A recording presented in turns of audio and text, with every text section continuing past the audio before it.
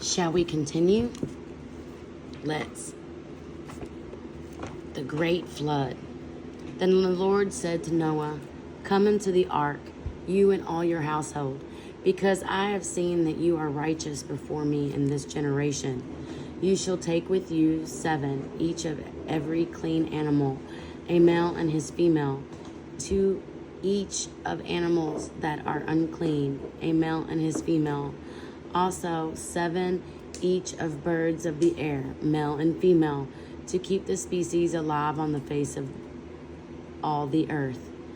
For after 7 more days I will cause it to rain on the earth 40 days and 40 nights, and I will destroy from the face of the earth all living things that I have made." And Noah did according to all the Lord's commandments. Noah was 600 years old when the flood waters were on the earth. So Noah with his sons, his wife, and his sons' wives went into the ark because of the waters of the flood. Of clean animals, of animals that are unclean, of birds, and of everything that creeps on the earth. 2 by 2 they went into the ark to Noah, male and female, as God commanded Noah. And it came to pass, after 7 days with the waters of the flood were on earth, in the 600 year of Noah's life, in the 2nd month, the 7th day of the month, and on that day all the fountains of the great deep were broken up, and the windows of heaven were opened, and the rain was on the earth 40 days and 40 nights. On the very same day, Noah and Noah's sons, Shem, Ham, and Japheth, and Noah's wife, and the 3 wives of his sons with them entered the ark. They and every beast after its kind, all cattle after their kind, every creeping thing that creeps on the earth after its kind, and every bird after its kind, every bird of every sort. And they went into the ark to Noah, 2 by 2 of all flesh, in which is the breath of life. So those that entered, male and female of all flesh, went in as God had commanded him, and the Lord shut him in. Now the flood was on the earth 40 days. The waters increased and lifted up the ark, and it rose high above the earth. The waters prevailed and greatly increased on the earth, and the ark moved above the surface of the waters. And the waters prevailed exceedingly on the earth, and all the high hills under the whole heaven were covered. Mom, want to play tic-tac-toe after you read it? Yes, after I read this. And the waters prevailed exceedingly on the earth, and all the high hills under the whole heaven were covered.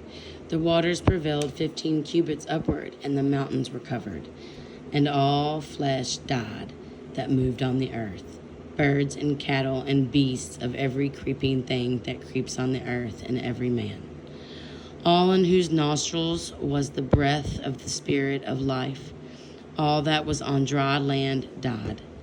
So he destroyed all living things which were on the face of the ground, both man and cattle, creeping thing and bird of the air. They were destroyed from the earth. Only Noah and those who were with him in the ark remained alive. And the waters prevailed on the earth 150 days. Tic-tac-toe? Continue reading with me, y'all. It says, Then God remembered Noah and every living thing and all the animals that were made. Oh, I'm sorry. Let's start again. Then God remembered Noah and every living thing and all the animals that were with him in the ark. And God made a wind to pass over the earth, and the waters subsided. The fountains of the deep and the windows of heaven were all stopped, and the rain from heaven was restrained, and the waters receded continually from the earth. And at the end of the 150 days, the waters decreased. Then the ark rested in the 7th month, the 7th day of the month, on the mountains of Ararat. And the waters decreased continually until the 10th month. In the 10th month, on the 1st day of the month, the tops of the mountains were seen. So it came to pass at the end of the 40 days that Noah opened the window of the ark which he had made. Then he sent out a raven, which kept going to and fro until the waters had dried up from the earth. He also sent out from himself a dove, to see if the waters had receded from the face of the ground.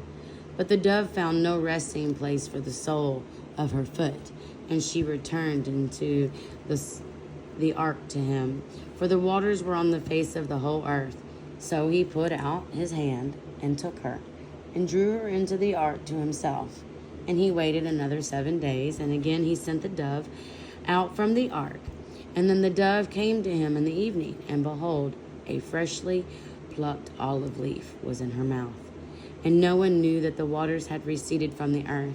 So he waited yet another 7 days, and sent out the dove, which did not return again to him any more. And it came to pass in the 601st year, in the first month, the first day of the month, that the waters were dried up from the earth. And Noah removed the covering of the ark and looked, and indeed the surface of the ground was dry. And in the second month, on the 27th day of the month, the earth was dried.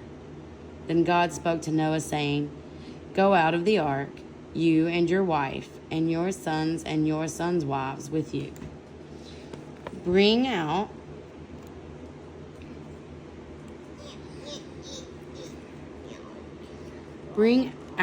with you every living thing of all flesh that is with you, birds and cattle and every creeping thing that creeps on the earth, so that they may abound on the earth and be fruitful and multiply on the earth. So Noah went out, and his sons and his wife and his sons' wives with him. Every animal, every creeping thing, every bird, and whatever creeps on the earth according to their families went out of the ark. God's covenant with creation. Then Noah built an altar to the Lord, and took of every clean animal, of every clean bird, and offered burnt offerings to the altar. And the Lord smelled a soothing aroma. And then the Lord said in his heart, I will never again curse the ground for man's sake, although the imagination of a man's heart is evil from his youth. Nor will I again destroy every living thing as I have done. While the earth remains, seed time and harvest, cold and heat, winter and summer, and day and night shall not cease. So God blessed Noah and his sons and said to them, Be fruitful and multiply and fill the earth. And the fear of you and the dread of you shall be on every beast of the earth, on every bird of the air, on all that move on the earth, and all the fish of the sea. They are given into your hand. Every moving thing that lives shall be for food. Every moving thing that lives shall be food for you. I have given you all things, even as the green herbs, but you shall not eat flesh with its life, that is, its blood.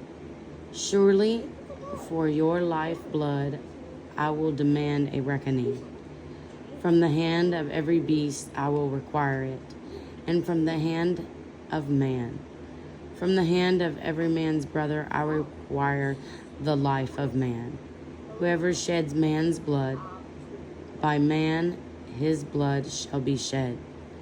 For in the image of God he made man.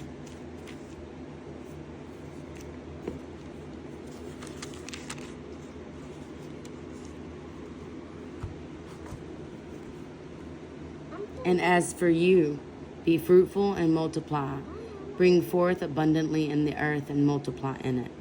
Then God spoke to Noah and to his sons with him, saying, And as for me, behold, I establish my covenant with you and with your descendants after you, and with every living creature that is with you, the birds, the cattle, and every beast of the earth with you, of all that go out of the ark, every beast of the earth.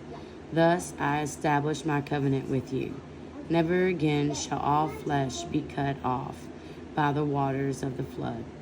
Never again shall there be a flood to destroy the earth. And God said, This is the sign of my covenant which I make between me and you, and every living creature that is with you, for perpetual generations. I set my rainbow in the cloud, and it shall be for the sign of the covenant between me and the earth. It shall be when I bring a cloud over the earth, that the rainbow shall be seen in the cloud. And I will remember my covenant, which is between me and you and every living creature of all flesh. The waters shall never again become a flood to destroy all flesh. The rainbow shall be in the cloud, and I will look on it to remember the everlasting covenant between God and every living creature of all flesh that is on the earth. And God said to Noah, This is the sign of my covenant which I have established between me and all flesh that is on earth.